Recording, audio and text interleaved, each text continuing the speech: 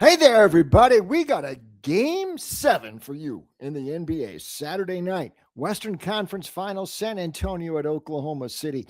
I got a side and a total I'm going to give you in just a moment here. I'm Bruce Marshall. First of all, though, a couple of quick housekeeping notes. As always, remember you can go on your screen right there. Click that subscribe button and make sure you get all of our Wager Talk TV videos. Also, a couple of special offers going right now. For me, all of my picks for the rest of the year, special offer, $699. But that gets you everything. That gets you NBA. That gets you NHL Stanley Cup. That gets you the World Cup coming up. Major League Baseball, been going really hot lately. And in the fall, football. So that's actually a pretty good bargain. $699, all of my picks the rest of the year. Also, don't forget, World Cup coming up next month. Actually, in a couple of weeks, we'll be starting on June 11th down in Mexico City. All of my World Cup picks. That's my all-access World Cup pack, just $149. We'll be having some World Cup videos. In fact, we got a few of them up there right now at Wager Talk TV. Okay, let's talk about this Game 7. And this is not uncharted territory for Oklahoma City because they had a couple of these last year, including in the finals against Indiana, also against Denver in the playoffs last year. So they've arrived here again at a Game 7 for a chance to get in the finals. And you know the Knicks are just rubbing their hands in anticipation the other way with these two teams wearing each other out perhaps in the Western Finals, although the Knicks have to worry about that rest period, which sort of caught them flat in Game 1 against Cleveland. I think they'll address that, but we'll get to all that next week. Finals Game 1, by the way, starts on Wednesday, June 3. But for this game here on Saturday night, Oklahoma City, price reduced a bit after losing that game pretty heavily on Thursday night in San Antonio, 119-91. Only minus 3.5. You can see on the crawl at the bottom of the screen there. Total down to 212.5. So we'll talk about both of those. What's been going on here with Oklahoma City? It looks to me like, and some others that I've talked to, that the Thunder realize they've only got so much gas in the tank. And since they reclaimed home edge, and that was a big win in Game 3, they've been able to allocate their energy just enough to get over the line in this series. It's almost like Mark Daigneault knows I've got 4 games worth where we can go full out, and we can't do this every game, especially since we've got a few injury issues right now.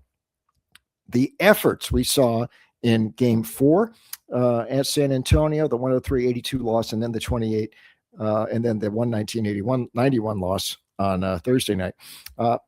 Listen, the intensity wasn't there. That looked more like the Jazz or the Nets post All-Star break. It was almost like if Oklahoma City didn't concede, they certainly didn't bring their best effort. It almost looks like they're saving their energies for the home games, which they did in Game 5, and they're going to try to do that here again in Game 7.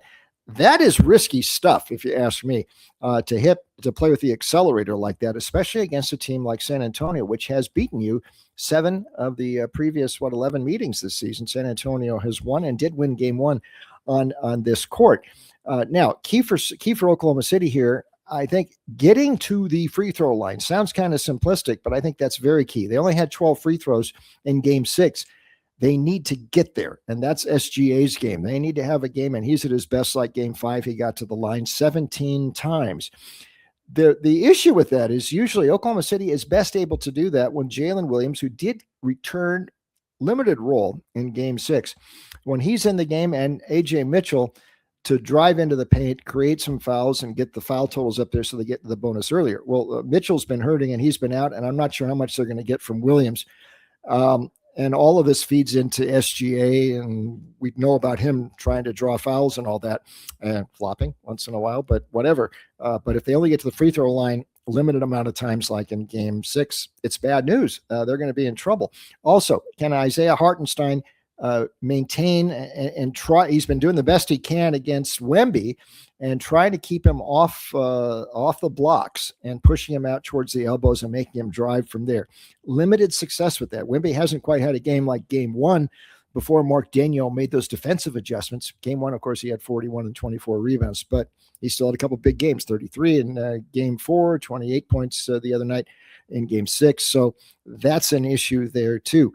I think Oklahoma City, they're playing with fire here, and this is going to be very difficult to get over the line. Although I do think that on the total side here, over 212.5. That is much too low. I know we've had a couple unders in this series, but when both these offenses are flowing, look, Oklahoma City had scored 120 or more in 3 of 4 games prior to Thursday night.